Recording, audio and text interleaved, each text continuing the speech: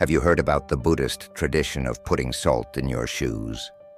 Do you know the exact purpose of this ancient practice rooted in Buddhist wisdom and Eastern medicine?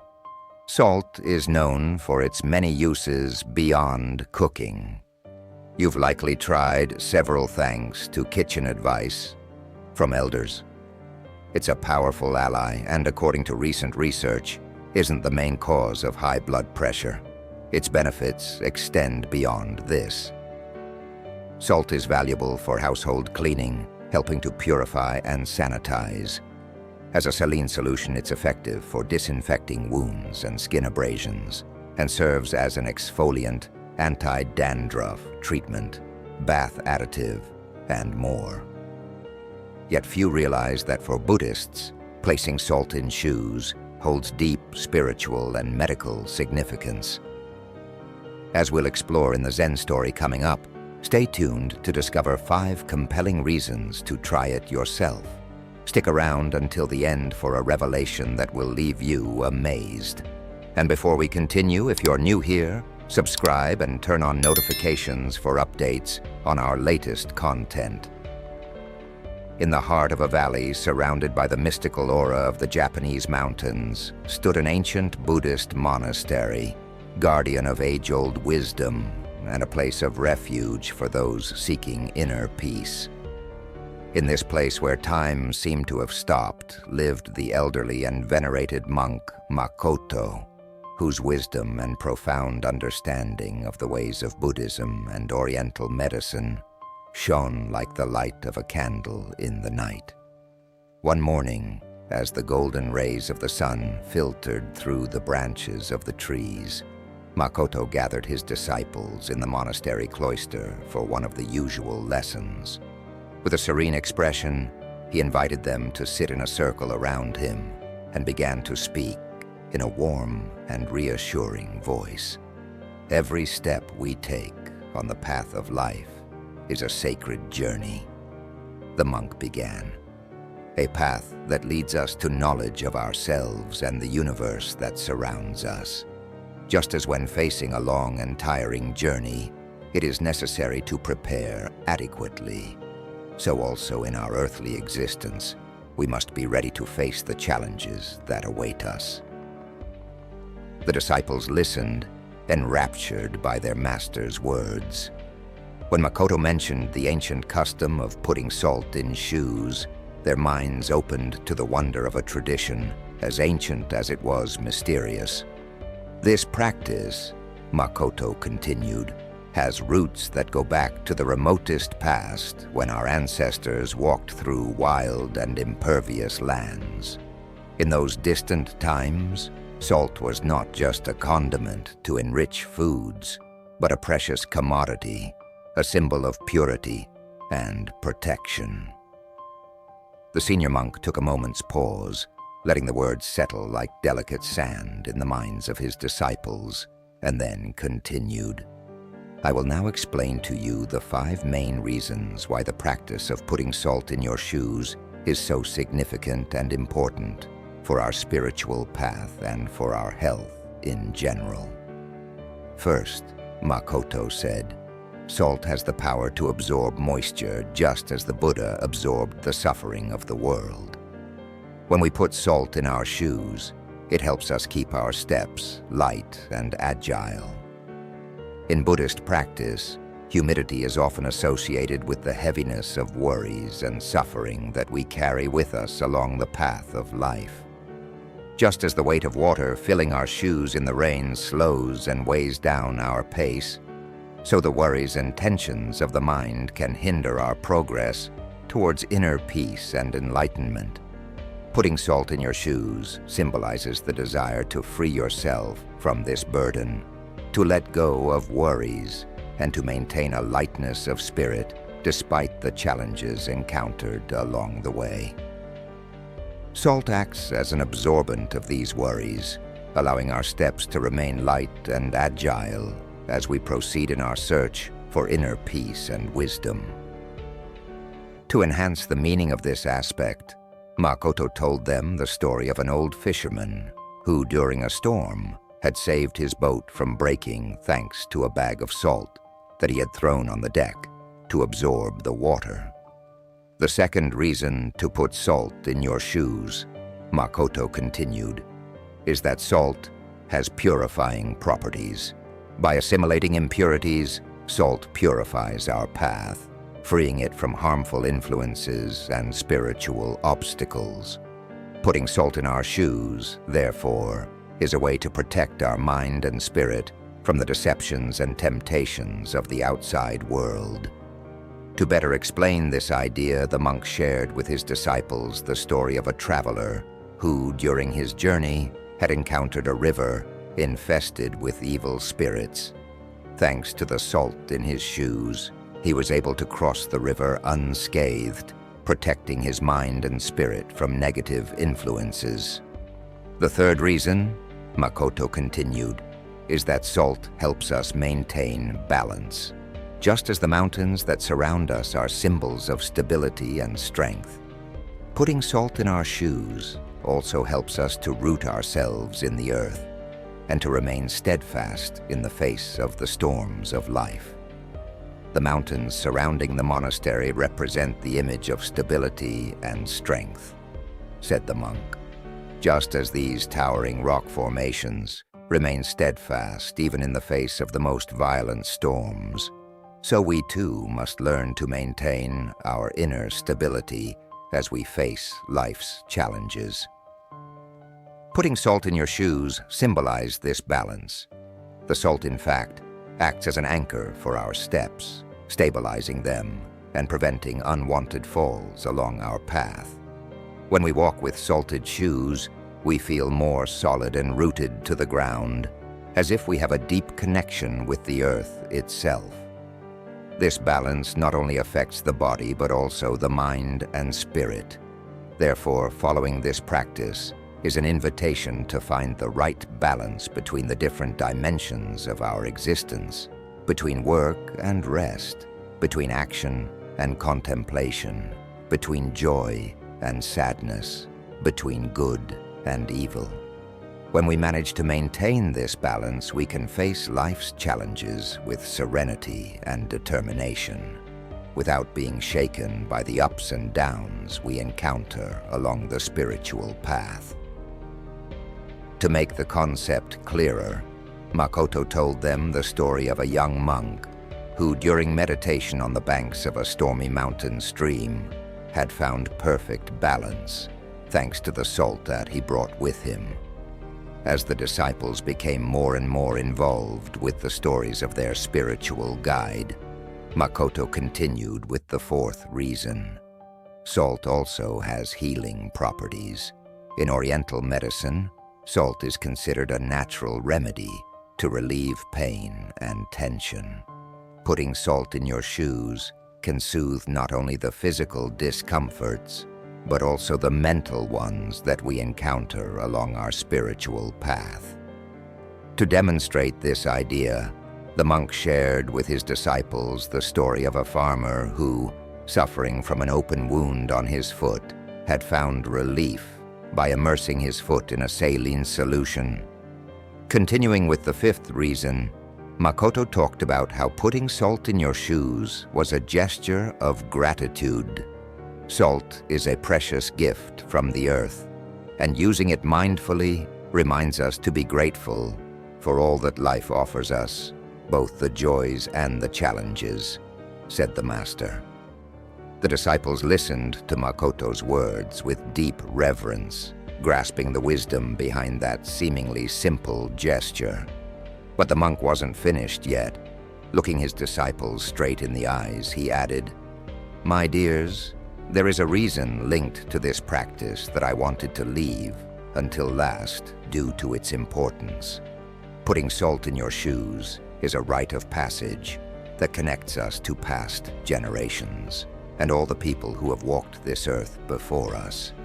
Every grain of salt represents their stories, their challenges, and their victories. When we put salt in our shoes, we join an eternal bond of wisdom and resilience that crosses time and space, transmitting their spirit and strength in our footsteps."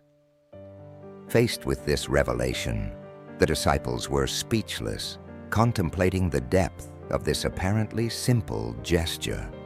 They understood that, for Makoto, salt in shoes was not just an ancient practice or a symbol of protection and purification, but a connection to humanity itself and all the lives that have passed before them. Have you ever had the problem of sleeping in one position rather than another? Some people sleep on their stomachs, some on their right side, and some on their left side. Then there are those who love to do it curled up in a fetal position, and those who sleep on their backs. Again, there are those who love wearing pajamas and those who don't. There are those who love having blankets on and those who want to feel free. Well, if you are among those who have never asked themselves about the problem, thanks to the Zen story that follows, you will discover what happens if you sleep on your left side. Stay until the end, because what you will hear will leave you breathless and will make you seriously reconsider the way you sleep. You are used to sleeping in a quiet Buddhist monastery located among the mountains of Japan, immersed in the serenity of the gardens. The elderly and wise monk, Shinzo, decided to dedicate a special evening to sharing profound truths about the way we are used to sleeping. The moon, bright and round in the night sky, seemed to bless the atmosphere of contemplation that spread among the devoted disciples gathered in the main hall. Shinzo, sitting on a tatami, began to speak in a calm voice, as if his words were a light breeze that caressed the minds of those who listened to him. Today, dear disciples, we will see why sleeping on your left side is the best thing you can do for your physical health and emotional well-being. The monk began. We will explore together the profound connections between the practice of left-sided sleep, the benefits for our body, and spiritual awakening. Finally, you will understand why Buddhist monks have been sleeping on their left side for centuries.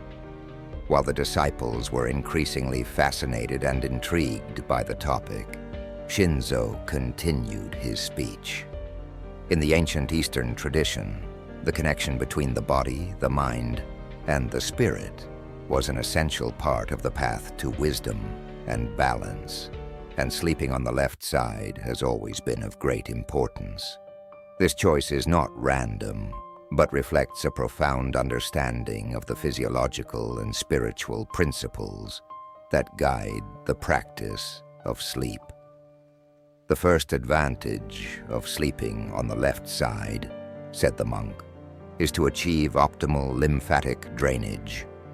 Lymph flows through our body, and it is important that it does so like a quiet river that flows gracefully through the earth.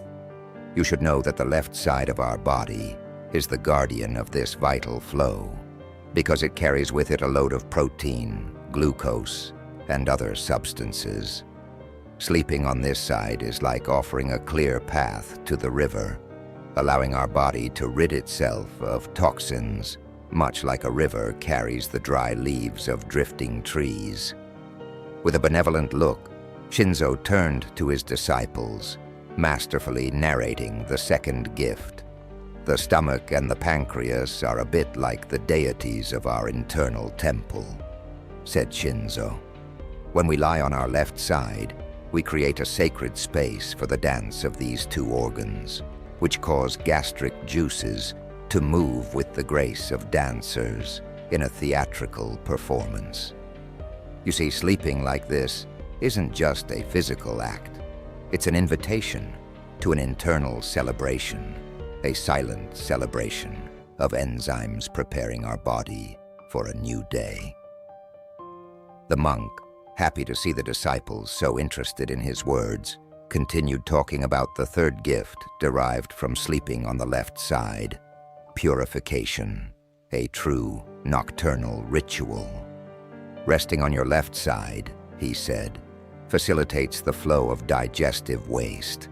Like a stream flowing through fertile soil, the intestine becomes the garden where nutrients are deposited, and in the morning, our body prepares for an elimination ceremony, a daily rebirth. Under the soft light that filled the room, Shinzo elaborated on another benefit of sleeping on the left side, talking about the love of the heart. "Our heart is the ruler of our body," he said with a smile. "By sleeping on the left side, we offer the heart a perfect backdrop for its work. The aorta, its messenger, starts in a majestic arch towards the left side like a traveler crossing a bridge, making the journey easier and the blood flow more harmonious." The monk stood up slightly, as if dancing along with his tales, and continued with the fifth gift. "And now, let's talk about the spleen, the devoted handmaiden. This hidden organ, guardian of our life force, finds peace when we lie on our left side. Bodily fluids become messengers of this peace, making their way to the spleen like pilgrims arriving at a secret sanctuary, nourishing and invigorating. And how have you slept until today? Write it in the comments, and let's discuss the topic. In the meantime, if you're enjoying the video, leave a like and share it. You will help us produce new content every day for your spiritual growth. With a deep gaze, Shinzo introduced the sixth gift with a touch of poetry. Like nature following the course of the river, sleeping on the left side is an act of connection with gravity, the silent master who guides our nightly journey. The force of gravity becomes the guardian of the pathways of our lymphatic drainage, a silent companion that accompanies our body through its purification ritual. In resting on the left side, the master continued, we also find balance between body and mind. Sleeping on the left side is not just an act of comfort for the internal organs and for our body in general. Ancient Oriental wisdom teaches us that this way of resting enriches our health and our connection with the internal and external world. It is a true homage to life, which reveals itself in the dreams and quiet of the left side. Sleeping in this way, then, is not just a rest for the body, but an opportunity for inner and spiritual awakening. While the world lies in deep sleep, we, as practitioners of left-sided conscious sleep, immerse ourselves in the depths of being. It is a sacred moment in which the mind frees itself from the chains of everyday thought, opening subtle doors to universal awareness. Shinzo, still smiling at his disciples, explained the concept of the balance between yin and yang in sleep. The left side, in its more yin nature, envelops us like an embrace of the night. The qi that arises from this practice is a gift and an offering to our inner essence. Through concrete examples, Shinzo told of nights in which the monks, immersed in the practice of conscious sleep on the left side, felt the energy flow like a calm river crossing their being. The vital energy, in harmony with nature, dances while the body rests, creating a harmony that resonates in the entire monastery. The benefits of this practice, therefore, go far beyond the physical aspect, involving the spiritual one. Delving deeper into the analysis of the physical benefits, Shinzo told of elderly monks who, by embracing this practice, had experienced greater flexibility and strength in their meditation practice. Sleeping on the left side thus becomes a perfect complement to the search for enlightenment, preparing the ground for the mind and body. The monk, between one story and another, underlined the importance of bringing this awareness into everyday life, making it a healthy habit to never give up. It is not only in the quiet of the monastery that we can cultivate this practice, he emphasized. Let us bring it with us into our homes, honoring our body as a temple in which the sacredness of the night resides. Shinzo, focusing on the sounds of the cicadas and the river that could be heard around the monastery, added that nature itself teaches us the importance of aligning our sleep with the flow of the world. The left side, like a leaf cradled by the wind, connects us to this eternal dance. As his disciples listened with great interest, Shinzo shared other important benefits of sleeping on the left side. Sleeping on this side, he said, facilitates breathing, creating a harmonious synergy between the flow of air and the beating of the heart. When you lie on your left side, your trachea and esophagus take on a more natural and straight position relative to your spine. This alignment facilitates the passage of air through the trachea and towards the lungs, promoting freer breathing. Additionally, the diaphragm, the main muscle involved in breathing, is located under the lungs. Sleeping on your left side allows your diaphragm to move more freely, promoting deep, smooth breathing. The location of the heart on the left side of the chest is another key element. Sleeping on this side reduces pressure on the heart and allows better blood circulation. Sleeping on your left side can help prevent acid reflux as well. With this position, the stomach sits lower than the esophagus, reducing the risk of gastric juices backing up into the esophagus. Moreover, Shinzo added, sleeping like this offers natural support to the spine, maintaining optimal alignment for a tension-free awakening. Have you ever noticed, asked the monk, that the spine has a natural S-shaped curvature? When lying on your left side, this position better reflects the natural anatomical curvature of your spine, minimizing stress on your discs and joints. Remember, said the monk, that sleeping on your left side is not only a way to make your body rest better, but becomes a path to awareness and spiritual growth.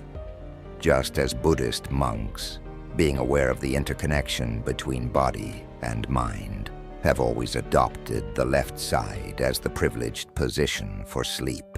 You too should get used to doing so. This way, both your body and your mind will feel better. Do you often wake up between 3 o'clock and 5 o'clock in the morning? Have you ever felt a sense of uneasiness or curiosity when this happens? In this video, thanks to a Zen story, we will see what it means to wake up recurrently at these times. Together we will explore the mysteries behind these moments and discover how they can offer an opportunity for personal and spiritual growth.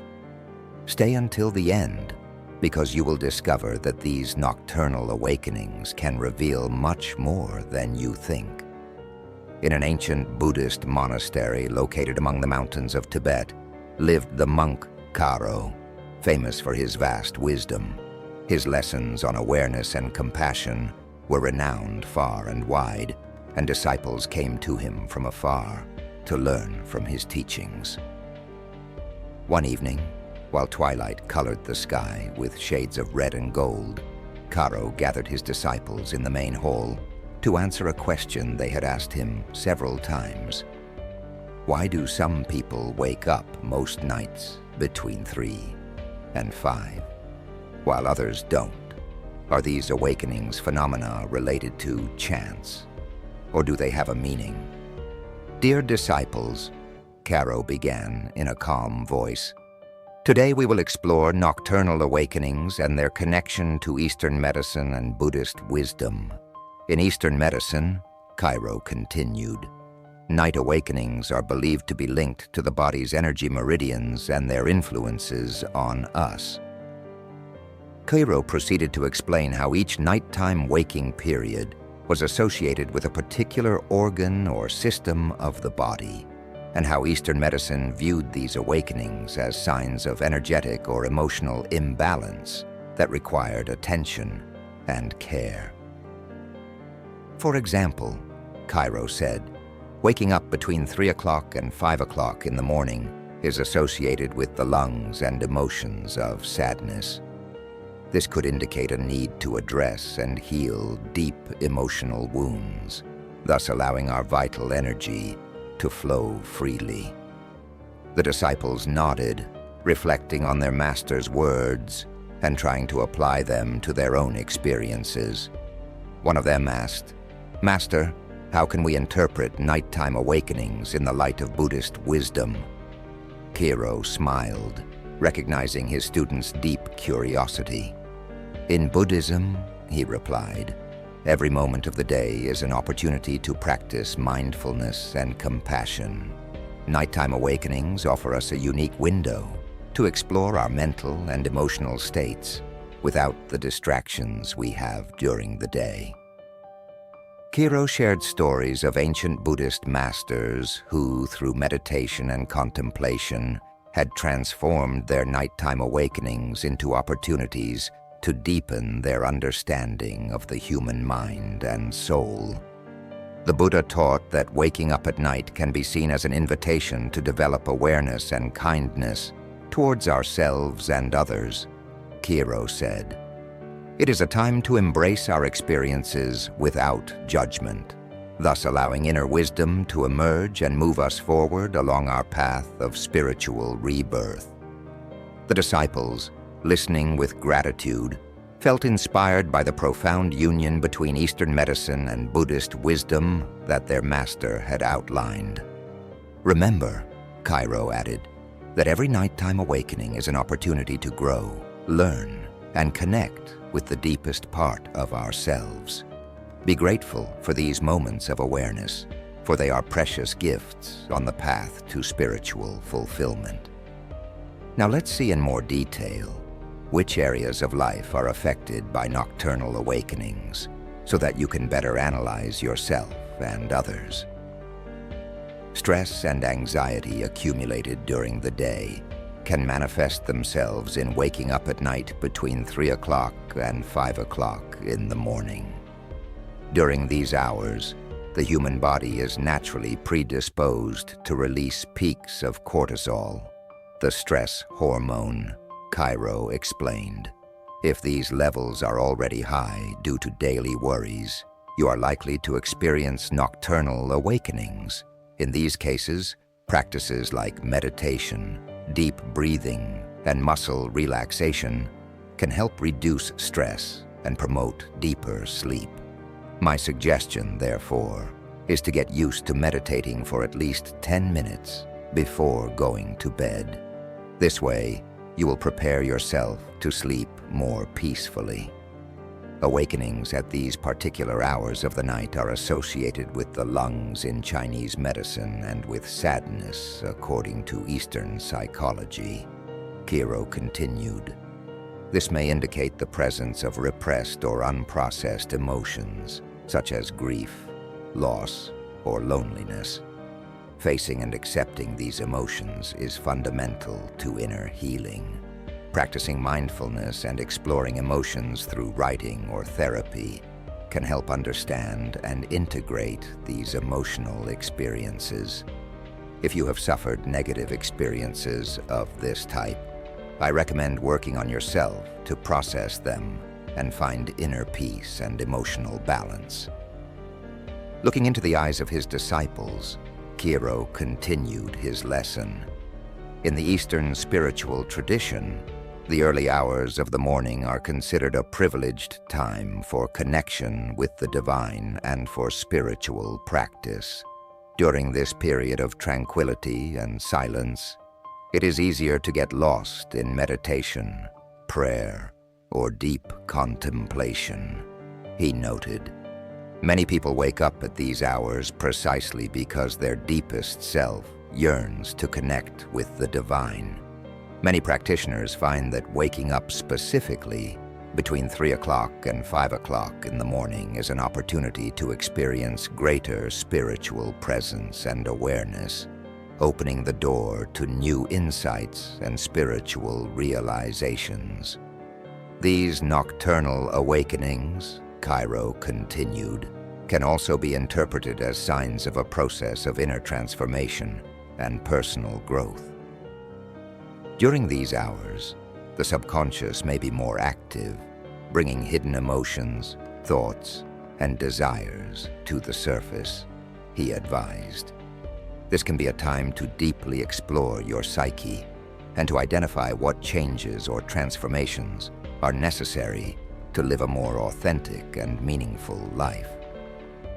Some nocturnal awakenings, however, can be caused by physical disorders such as acid reflux, insomnia, or sleep apnea, Cairo cautioned. Liver problems can also interrupt sleep and cause frequent awakenings during these hours. Eastern medicine suggests various remedies for these conditions. However, if you think you may have such problems, consult a doctor to identify and treat the underlying cause of these physical ailments. Eradicating these problems at the root allows you to improve the quality of sleep and promote emotional and general well-being. As the disciples continued to listen with great attention, Cairo introduced another important aspect: the period from 3 o'clock to 5 o'clock in the morning is considered a time when the unconscious can communicate important messages through dream and awakenings, he explained. This theory is suggested by both ancient Zen wisdom and the analytical psychology of Carl Gustav Jung. These messages can be symbolic or intuitive and can provide valuable insights into our inner lives, relationships, or challenges we are facing. Keeping a dream diary or practicing meditation before sleep can help capture and interpret these unconscious messages. If you write them down immediately the next day, you will have the opportunity to remember them and use them in your growth process. Another reason why some of us wake up at these times, according to Eastern tradition, is linked to the natural rhythms of the universe, Cairo continued. The early hours of the morning are considered a time when vital energy is concentrated and flows more freely. Waking during this time may indicate an alignment with these natural cycles or a need to adapt to them to promote health and well-being. Practices such as yoga, tai chi, or meditation can help harmonize the body, mind, and spirit with the rhythms of nature. So, my dears, Cairo addressed his disciples, consider practicing them.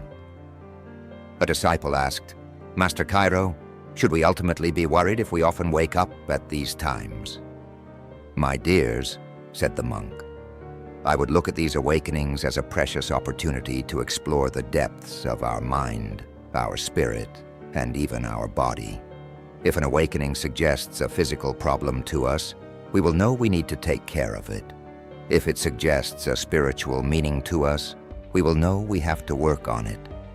Remember, through Eastern wisdom and heartfelt compassion, to learn to welcome these moments as precious gifts along the journey of life. Every nocturnal awakening is an invitation to greater awareness and understanding of ourselves and the world around us. So instead of resisting or ignoring these awakenings, we can welcome them with kindness and openness, allowing them to illuminate our path to spiritual fulfillment. The best thing you can do, Cairo advised, is to create a space of quiet and reflection before going to bed, allowing your mind and body to completely relax. Practices like meditation, deep breathing, or reading inspirational texts can prepare you for a more restful, deep sleep. And when you wake up between 3 a.m. and 5 a.m., take this phenomenon as an opportunity to explore your inner self and connect with your deepest essence. Have you ever wanted to help someone even though they didn't explicitly ask you to? And how did it go?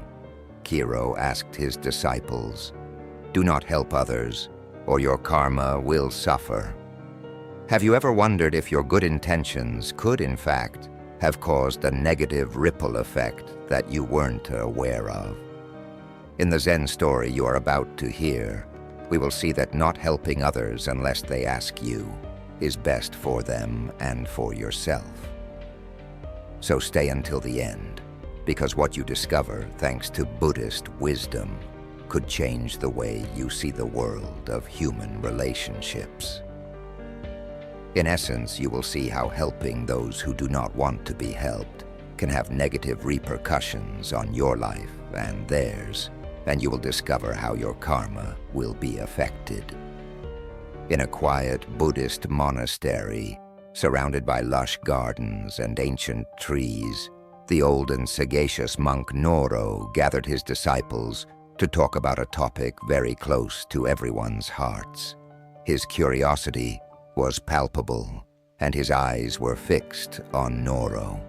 They all wanted to understand more about the reasons why, when they had helped someone, things had not gone as they would have liked. Life is like a great river, and each of us is a small boat navigating this tumultuous course. Noro began in a calm voice. Often we tend to jump into that current, trying to steer other people's boats without waiting to be asked. To make the metaphor he had just used understandable, Noro shared a story passed down through the centuries. He spoke of a young monk eager to help a companion in difficulty without being asked. He felt that his act of kindness had not produced the relief he had hoped for, but had instead generated a sense of shame and changed the dynamic of the friendship itself. In short, unsolicited help had created discord and confusion, demonstrating how, in life, even good deeds can have unexpected consequences. What we often don't understand is that each individual is at the mercy of their own karma, Noro explained. And every action we take, good or bad, comes back to us like an echo. When we help without being asked to do so, we upset the delicate balance of another person's karma, and paradoxically, harm our own as well. The old monk told other stories, such as that of a young man who, eager to solve the problems of a dear friend without her having asked him, found himself involved in a series of endless difficulties and misadventures. If you enter a labyrinth that is not yours but someone else's without being asked, Noro continued, you could set off a chain reaction of events, creating an intricate web of karmic connections, and your gesture of friendship, no matter how sincere it may seem, could end up doing more harm to the friend in question and to yourself. Imagine wanting to cure someone without asking them if they are willing to give up their ailment. Even with the best intentions, you might disrupt their journey and their learning process. Noro emphasized, each person has their own path to walk and lessons to learn. By interfering without invitation, we may inadvertently delay their progress. The key is to offer support and be available, but only act when asked. This respects their autonomy and their karmic path, allowing them to grow and evolve at their own pace. The disciples reflected on Noro's teachings, understanding the importance of patience and respect in helping others. They realized that true compassion involves recognizing when to step back and allow others to navigate their own experiences. He experienced an intense sensation of falling, a common phenomenon that often startles us awake. Shinzo continued, this feeling, known as a hypnic jerk, is the body's way of transitioning from wakefulness to sleep, a sudden release of tension that signifies the surrender of control to the subconscious mind. The disciples, captivated by Shinzo's words, leaned in closer. But Master, one of them asked, why do we sometimes feel paralyzed upon waking, unable to move or speak? Ah, sleep paralysis, Shinzo replied, nodding. It is when the body is still in the state of REM sleep, where it is naturally paralyzed to prevent us from acting out our dreams. However, the mind awakens, creating a terrifying experience where one feels trapped between the realms of sleep and wakefulness. It is in these moments that the veil between the worlds feels the thinnest, and one might even sense otherworldly presences. Another disciple spoke up. "Master, what about those times when we dream of flying or falling endlessly?" Flying dreams often symbolize a desire for freedom and transcendence, Shinzo explained. They reflect our soul's yearning to rise above the mundane and explore higher spiritual realms. On the other hand, falling dreams usually indicate fear or a loss of control in some aspect of our waking life. They remind us to confront our anxieties and ground ourselves in reality. Shinzo paused, letting his words sink in. Dreams, my dear disciples, are windows to our subconscious. They reveal our deepest fears, desires, and connections to the universe. By paying attention to them, we can gain profound insights into our inner selves and our spiritual journey. The night grew darker, and the fire's glow flickered on the faces of the disciples as Shinzo continued. In one of the most profound experiences, some individuals report meeting deceased loved ones in their dreams. These encounters can be comforting and offer closure, suggesting that the bond of love transcends the physical plane. "Master," a young monk asked, "how can we better understand and remember our dreams?" Practicing mindfulness and keeping a dream journal can greatly aid in this, Shinzo advised. Before sleeping, set an intention to remember your dreams. Upon waking, write down whatever you recall, no matter how fragmented. Over time, you will notice patterns and symbols that can guide you in understanding your subconscious mind. Shinzo's voice softened as he concluded.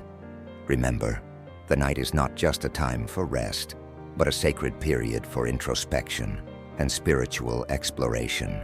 Embrace your dreams, listen to their messages, and let them illuminate your path to enlightenment. The disciples sat in silence, reflecting on the profound wisdom shared by their master. They felt a deep sense of gratitude for the knowledge and guidance they had received. As the night enveloped the temple in its serene embrace, the monks retired to their quarters, eager to explore the mysteries of their own dreams with renewed curiosity and reverence.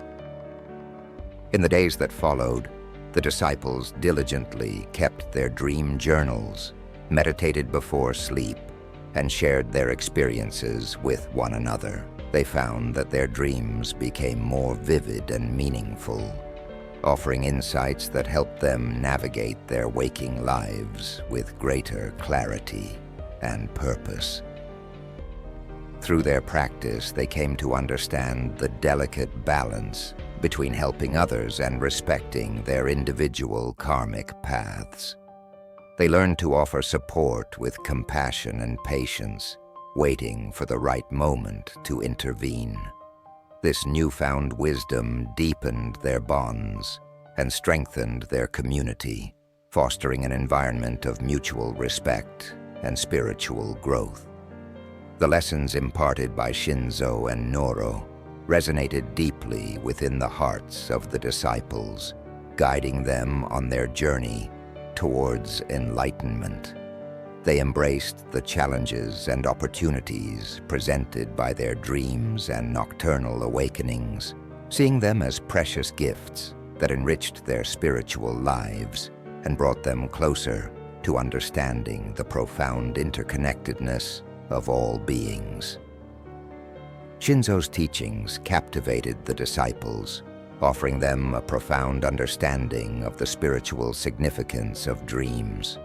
Each night, as they drifted into sleep, they carried with them the wisdom of their master, eager to explore the mysteries of their own subconscious and the divine connections it revealed. Remember, Shinzo concluded, The night is a sacred time for introspection and spiritual growth. Embrace your dreams, listen to their messages, and let them guide you on your path to enlightenment.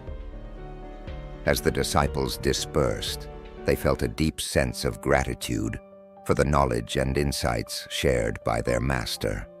They knew that their journey towards self-awareness and spiritual fulfillment was enriched by the understanding of the profound experiences that occur during sleep. In the following days, the disciples diligently practiced the teachings of Shinzo. They kept dream journals, meditated before sleep, and shared their experiences with one another.